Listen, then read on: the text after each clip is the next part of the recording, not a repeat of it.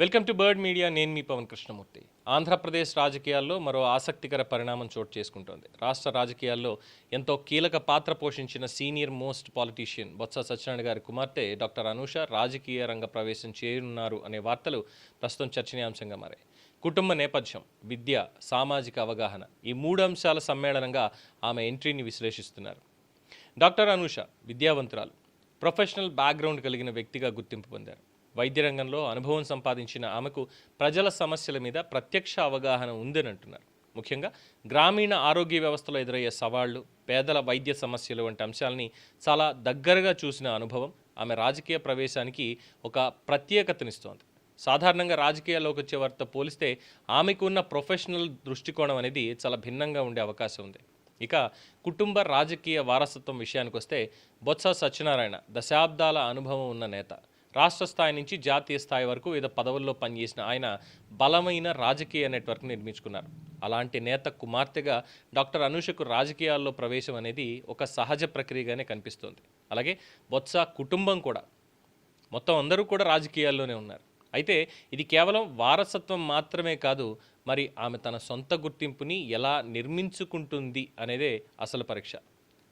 ప్రస్తుతం ఆంధ్రప్రదేశ్ రాజకీయాలు యువ నాయకత్వాన్ని బలంగా స్వాగతించే దశలో ఉన్నాయి. ఉన్నత విద్యావంతులు, ప్రొఫెషనల్స్ రాజకీయాల్లోకి రావడం పెరుగుతోంది. ఈ నేపథ్యంలోనే డాక్టర్ అనూష ఎంట్రీ కూడా అదే ధోరణిలో భాగంగా కనిపిస్తోంది. అట్ ద సేమ్ టైం రాజకీయంగా తన తండ్రి, తల్లి, అలాగే ఇతర కుటుంబ సభ్యులు వీళ్లతోటి రాజకీయ ప్రచారాల్లో పాల్గొనడం, పార్టీ కార్యకలాపాల్లో కూడా పాల్గొంటూ, సేవా కార్యక్రమాలు కూడా పాల్గొంటూ ప్రజల నాడిని పట్టుకునేటువంటి విధంగా తనని తాను మలుచుకుంటోంది. ఇప్పుడున్నటువంటి పరిస్థితుల్లో ముఖ్యంగా మహిళా నాయకత్వానికి ప్రాధాన్యం పెరుగుతున్నటువంటి సమయంలో తన ప్రవేశం మహిళా ప్రాతినిధ్యాన్ని మరింత బలపరిచేటువంటి అవకాశం కూడా ఉంది. అయితే రాజకీయ రంగం అనేది ప్రస్తుతం సవాళ్లతో నిండింది. ప్రజల అంచనాలు, ప్రత్యర్థుల విమర్శలు, పార్టీ అంతర్గత సమీకరణాలు ఇవన్నీ కూడా సమతుల్యంగా ఎదుర్కోవాలి. మరి డాక్టర్ అనూష ఈ అంశాలని ఎలా హ్యాండిల్ చేస్తారు? ప్రజల్లో తన స్థానాన్ని ఇప్పటికే పదిలపరుచుకుంటున్నారు.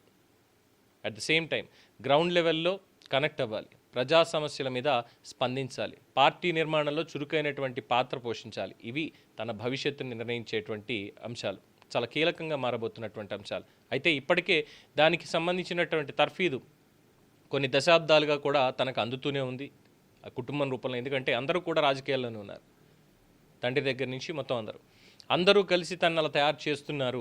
భవిష్యత్ ఆశాకిరణంగా బొత్స వారసురాలిగా ఘనమైనటువంటి ఎంట్రీని ఆవిడ ఇవ్వబోతున్నారు అనేది కూడా కార్యకర్తలు చెప్పుకుంటున్నారు. అయితే ప్రస్తుతం ఉన్నటువంటి పరిస్థితుల్లో ఉత్తరాంధ్రలో వైఎస్ఆర్సీపీ కాస్త ఇబ్బంది పడుతున్న నేపథ్యంలో, అందులోనూ బొత్స సత్యనారాయణ గారికి, ధర్మాన ప్రసాదరావు గారికి కూడా చెక్ పెట్టాలి అనేటువంటి ఆలోచనలు ఉన్నాయి అన్నటువంటి కాస్త ఊహాగానాలు వస్తున్న నేపథ్యంలో డాక్టర్ అనూష రాజకీయాల్లోకి రావడం అనేది గ్యారంటీయే.